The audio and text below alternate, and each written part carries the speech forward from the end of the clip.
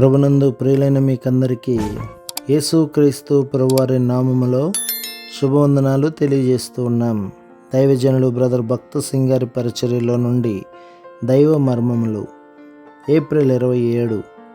వీరు అపోస్తుల బోధ యందును సహవాసమందును రొట్టె విరుచుట యందును ప్రార్థన చేయుట యందును ఎడతెగక యుండిరి. అపోస్తల కార్యములు 2:42.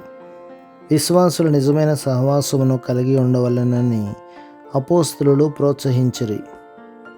ఎందుకనగా సహవాసమే విశ్వాసులకు బలము. ప్రభువు తమకు చేసినది ఇతరులతో పంచుకొనగలుగునట్లు సాధ్యమైనంత తరచుగా విశ్వాసులు కూడుకొనవలెనని వారిని హెచ్చరించవలెను.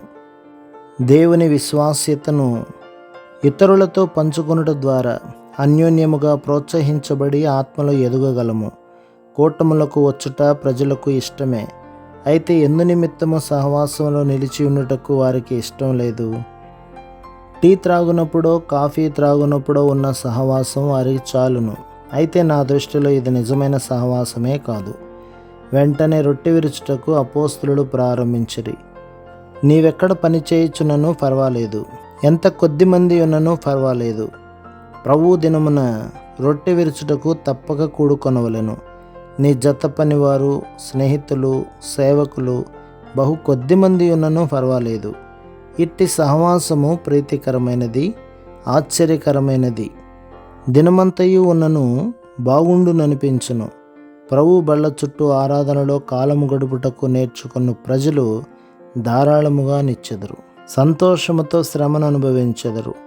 బోధకులపైన బోధలపైన వారు ఆధారపడరని నా తలంపు, నా అనుభవము. వస్తువులపైన, మానవులపైన, వాతావరణం పైన వారి దృష్టి ఉండక కేవలము ప్రభువు పైననే వారి దృష్టి నిలుపుదురు.